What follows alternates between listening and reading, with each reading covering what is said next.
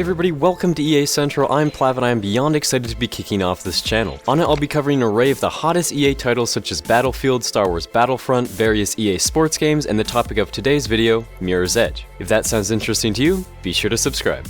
In this debut video, I'll be filling you in on everything we know so far about Mirror's Edge 2 coming to Xbox One, PS4, and PC.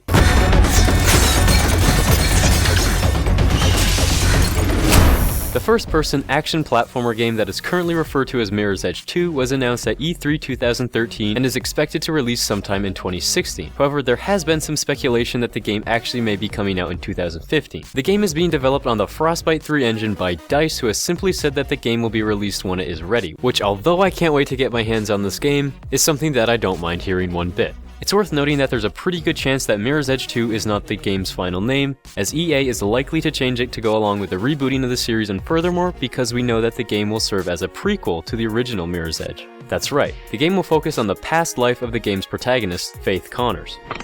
In the original Mirror's Edge, which was released for consoles in 2008 and PC in early 2009, the player navigates 24-year-old Faith throughout an unnamed futuristic utopian city where all aspects of life have fallen under the grip of a totalitarian regime. Faith is a runner, a messenger and goods deliverer who works for revolutionary groups around the city who have been forced to avoid communicating through the highly monitored airwaves and web. After being questioned about it, Mirror's Edge writer Brianna Pratchett confirmed via Twitter that she is not working on Mirror's Edge 2. She said that DICE has not asked for her services following some problems that she had with the company when she wrote the original story for the 2008 game. Nevertheless, Mirror's Edge 2 will take us back in time and show the origin and evolution of Faith's character into becoming what we saw it as in the first game. Faith's attitude towards the regime in the first game was rooted in her past, which is something we should expect to see explored in Mirror's Edge 2. We know that Faith's mother was killed in a protest against the regime 18 years prior to the events of the original game. Faith ran away from home when she was 16 and began her rogue life on the streets before following in her parents' protest of the regime by becoming a runner. So this definitely gives us some idea of what to expect when it comes to the sequel's plot.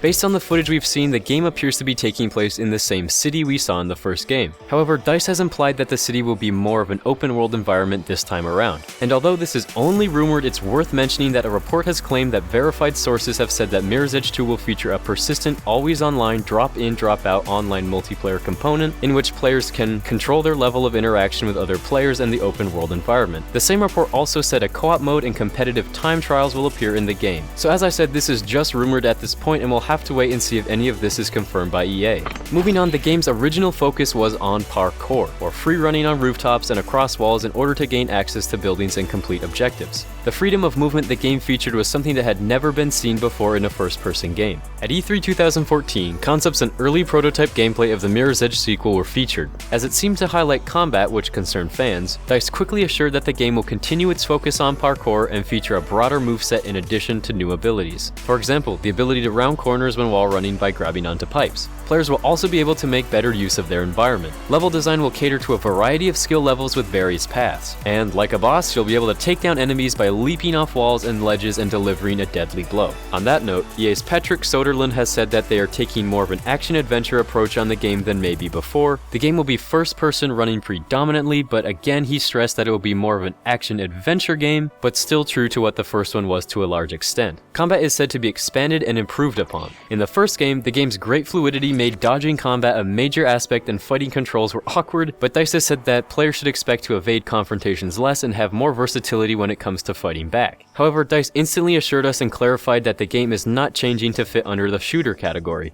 DICE CEO Carl Magnus Troedsen addressed changes to the first-person combat, saying, "If the last game focused on first-person movement, it was definitely shown again at E3 2014. The DICE team will be focusing on first-person combat as well to really nail and refine that."